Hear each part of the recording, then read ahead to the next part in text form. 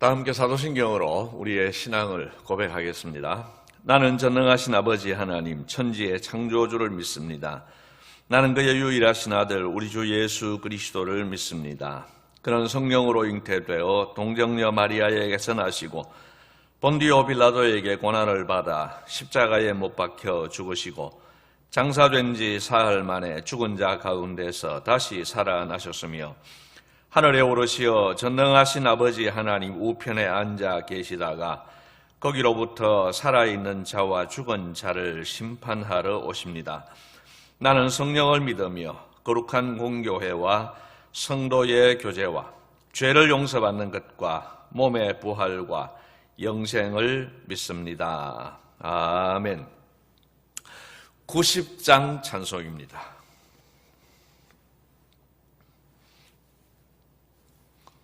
찬송가 90장입니다. 주 예수 내가 알기 전 날 먼저 사랑했네. 그 크신 사랑 나타나 내 영혼 거듭났네. 주 내 맘에 늘 계시고 나 주의 안에 있어 저 포도 비유 같으니 참 좋은 나의 친구. 내 친구 되신 예수님 날 구원하시려고 그 귀한 몸을 버리사 내 죄를 대속했네. 나 주님을 늘 믿으며 그 손을 의지하고 내 몸과 마음을 바쳐서 끝까지 충성하리. 내 진실하신 친구여 그는 해내려주사 날 항상 보호하시고 내 방패 되옵소서. 그 풍성한 참 사랑을 네 능히 끊을 소냐. 날 구원하신 예수님 참 좋은 나의 친구. 그렇습니다. 주님, 우리가 주님을 먼저 사랑한 것이 아니고 우리는 주님을 알기도 전에 주님이 우리를 먼저 사랑해 주셨습니다. 우리가 사랑받을 만한 자격이 있어서 주님이 사랑해 주신 것도 아니었고 아무 조건 없이 무조건적으로 우리를 선택해서 우리를 하나님 아버지의 아들로 딸로 삼아 주신 것, 아무리 생각해 보아도 감사할 것밖에는 없습니다.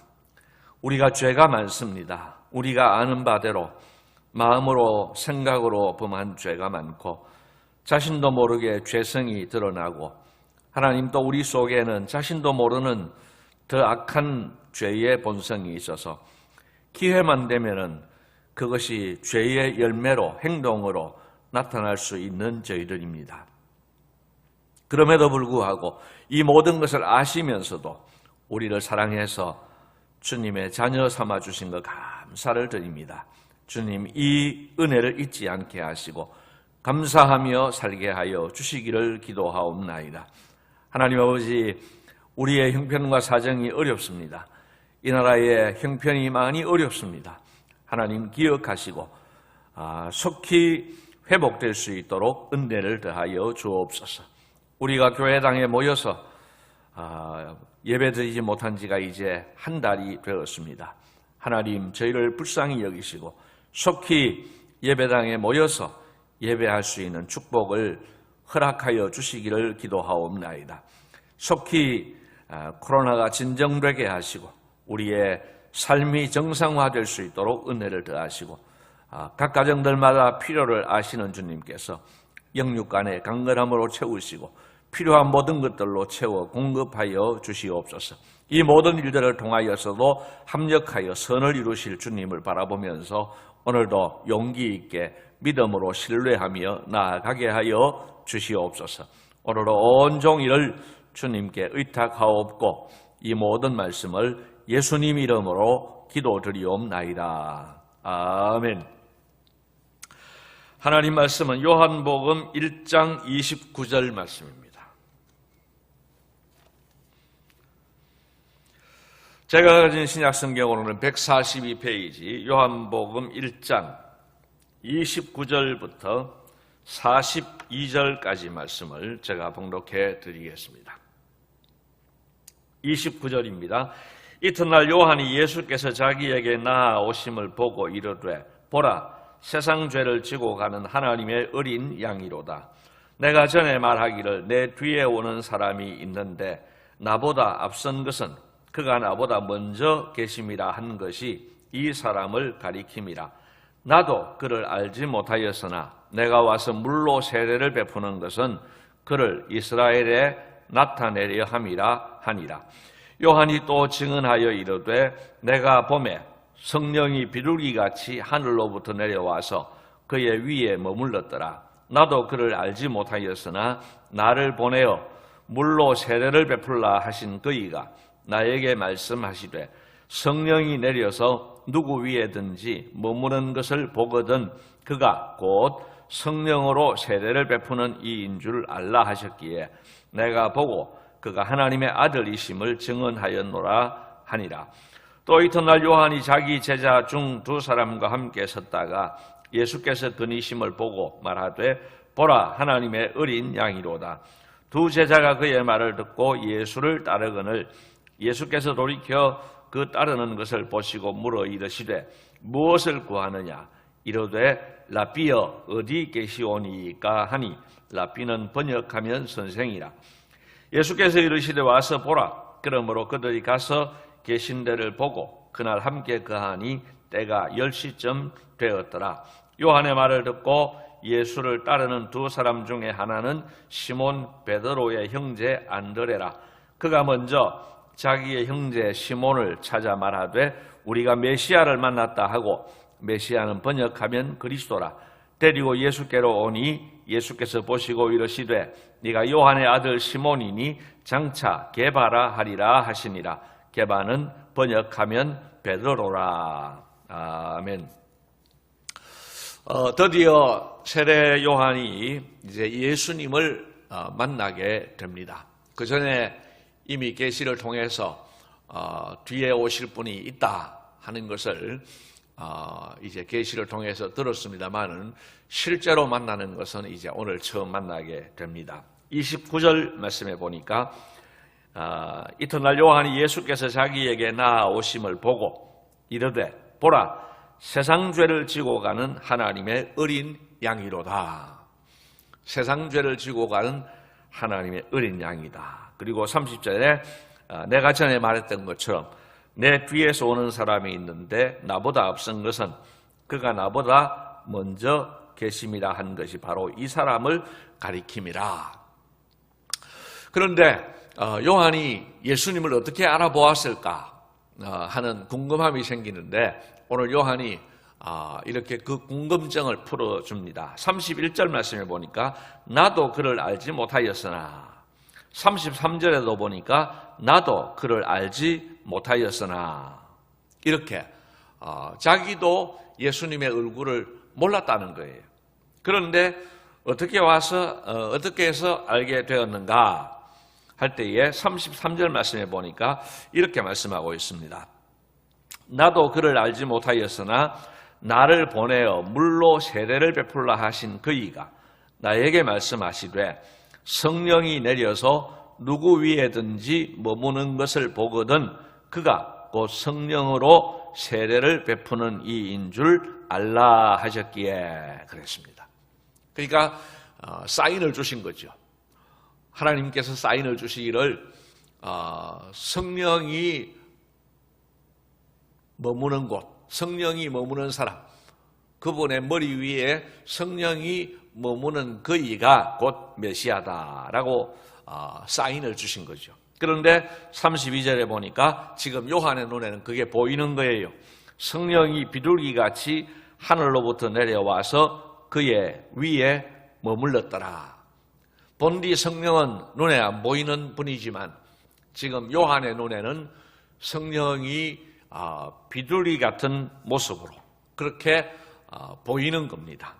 그래서 지금 세례 요한이 아주 기쁜 마음을 가지고 아주 반가운 마음을 가지고 지금 예수 그리스도가 지금 이분이 바로 예수 그리스도다. 이분이 바로 세상 죄를 지고 가는 하나님의 어린 양이다. 그렇게 증언하고 있는 것입니다. 여러분, 세례 요한은요, 자신의 인기라든지 자신에게 집중되었던 시선들이 예수님에게로 옮겨가는 것을 개의치 않았습니다. 그거에 대해서 개의치 않고 오직 자기 사명에 충실합니다. 자기 사명이 무엇입니까? 바로 이 메시아 예수 그리스도를 소개하고 이 예수님이 가시는 길을 닦아드리고 이 예수님을 소개하는 광야의 소리로서 그렇게 자기에게 주어진 사명, 그 사명에 충실한 모습을 보게 됩니다. 그 다음 날의 만남에 있어서도 요한의 이 순수한 오직 예수님 중심의 그 순수함이 삶 속에서, 행동 속에서, 선택 속에서 그대로 나타나게 됩니다. 무슨 일입니까? 여러분 35절 말씀을 보십시오. 또 이튿날 요한이 자기 제자 중 두 사람과 함께 섰다가 36절에 예수께서 그니심을 보고 말하되 보라 하나님의 어린 양이로다. 어제와 똑같이 예수 그리스도에 대해서 하나님의 어린 양이다 하고 소개를 했습니다. 그랬더니 무슨 일이 일어납니까? 37절에 보니까 두 제자가 그의 말을 듣고 예수를 따르거늘. 무슨 말이냐 하면은 자기 제자였습니다. 자기를 따르던 제자 두 사람이 가만히 보니까 내가 따르던 선생인 이 세례 요한이 최고인 줄 알았는데 이 세례 요한이 하늘 떠받들듯이 떠받드는 저 하나님의 어린 양, 메시아, 그리스도, 이분이 더 내가 따라야 될 분이로구나 라는 것을 깨닫게 된 것이죠. 그래서 두 제자가 이 요한의 말을 듣고 예수를 따르게 됩니다. 여러분, 인간적으로 생각을 해보면은 얼마든지 계산이 나오는 것 아니겠습니까?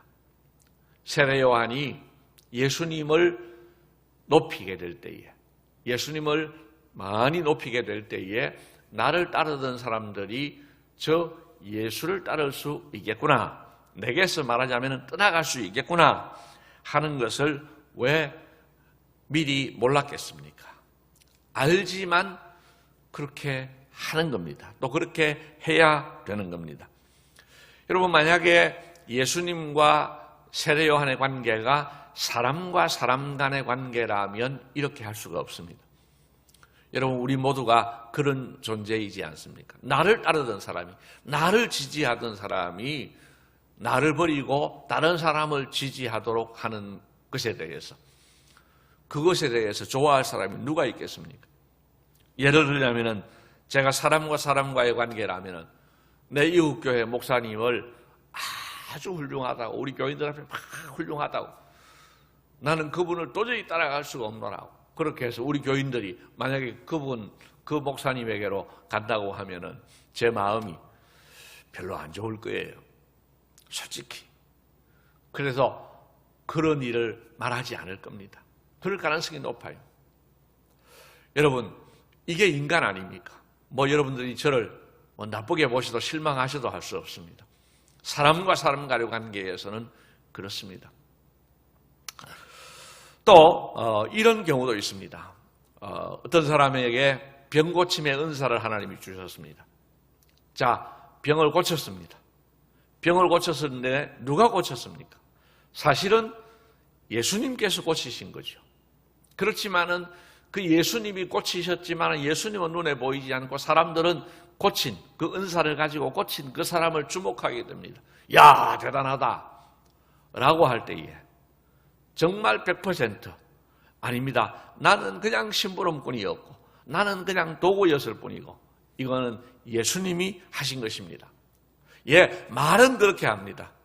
그러나 마음으로는 은근히 나를 알아주기를 바라는, 그래, 내가 대단한 능력이 있지, 내가 대단한 은사를 가지고 있지, 이렇게 자랑하기가 쉽습니다.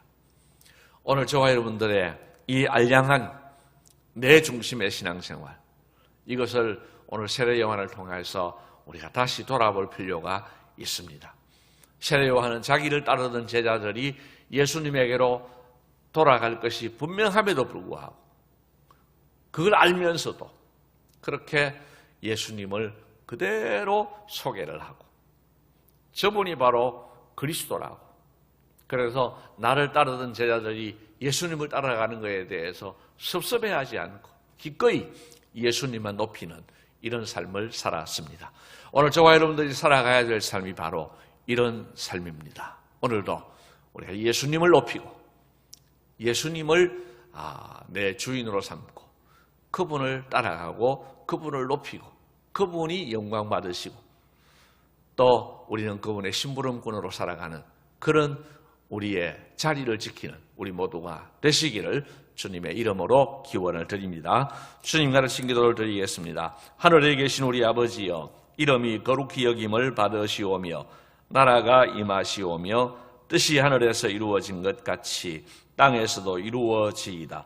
오늘 우리에게 일용할 양식을 주시옵고 우리가 우리에게 죄 지은 자를 사하여 준 것 같이 우리 죄를 사하여 주시옵고 우리를 시험에 들게 하지 마시옵고 다만 악에서 구하시옵소서. 나라와 권세와 영광이 아버지께 영원히 있사옵나이다. 아멘.